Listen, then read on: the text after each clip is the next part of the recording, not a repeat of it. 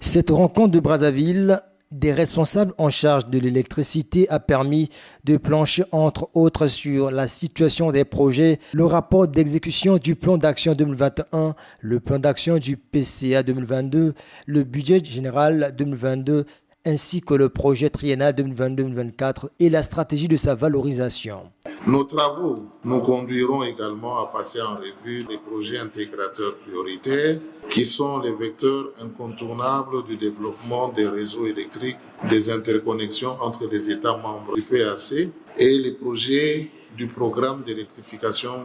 transfrontalière qui constituent les premiers pas pour l'accès à l'électricité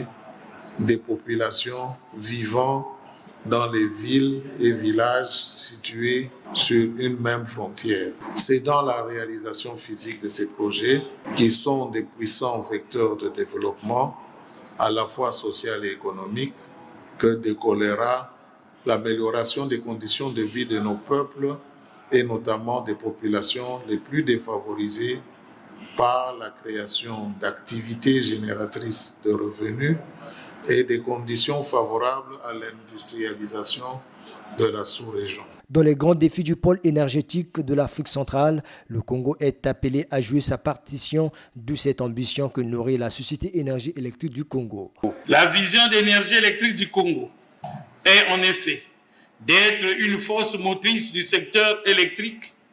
un catalyseur de croissance et un fournisseur d'une énergie fiable et d'un service de qualité.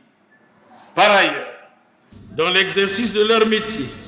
les agents et cadres d'énergie électrique du Congo sont guidés par des valeurs que sont l'intégrité, le respect, l'éthique, la loyauté, l'engagement ainsi que la cohésion. Les objectifs fixés par Énergie électrique du Congo au niveau national étant en parfaite adéquation avec les objectifs régionaux inhérents au secteur de l'électricité, notre entreprise n'a ménagé aucun effort pour jouer pleinement sa partition sur le plan régional.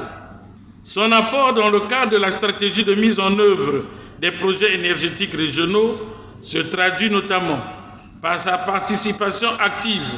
au comité de pilotage des projets intégrateurs ainsi qu'à l'ensemble des programmes de renforcement des capacités initiés par le secrétariat permanent du PAC. Proche des réalités quotidiennes du pôle énergétique de l'Afrique centrale, par son statut de société d'électricité du pays abritant le siège de l'institution intergouvernementale, la disponibilité et les appuis multiformes d'énergie électrique du Congo demeurent entièrement acquises face aux impératifs d'exécution normale du mandat du secrétariat permanent et de soutien de la dynamique impulsée pour l'accélération de la mise en œuvre concrète et opérationnelle des projets intégrateurs. L'énergie est un puissant facteur de développement social et économique. Pour illustrer ce fait, l'homme d'État russe, Vladimir Ilyich Lénine, disait, je cite, « Le communisme, c'est le pouvoir des soviets, c'est-à-dire le pouvoir du peuple et l'électrification de toute la Russie. Sans électrification, il n'y aura pas de développement industriel et socio-économique. » Au niveau social, l'accès aux services énergétiques rend possible l'accès à l'eau, aux télécommunications, à l'éducation, à la santé, reconnus comme essentiels dans le cadre des objectifs du millénaire pour le développement. Sur le plan économique, il conditionne la création et le développement d'actions génératrices de revenus depuis l'artisanat en zone rurale ou périurbaine jusqu'à la mise en exploitation et à la transformation des ressources minières ou à l'implantation des autres industries. L'objectif à nos sociétés est d'apporter une contribution significative à travers le pôle énergétique de l'Afrique centrale à la dynamique continentale visant à électrifier notre sous-région.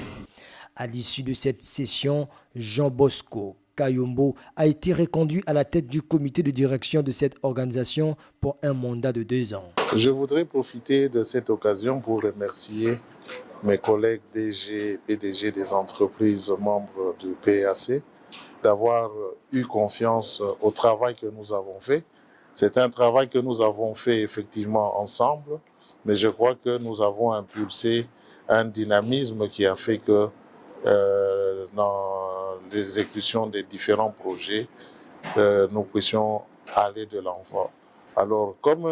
nous sommes sur une lancée, je crois que d'après les justificatifs qu'ils ont donnés lors de la session que nous venons d'avoir, ils ont voulu garder le même rythme et ils ont renouvelé par ce fait confiance en moi. Je les en remercie et je mettrai tout en œuvre pour que nous puissions évoluer et aller de l'avant. La 22e session annuelle du pôle énergétique de l'Afrique centrale s'inscrit dans la dynamique du maillage des pays de la sous-région en énergie électrique.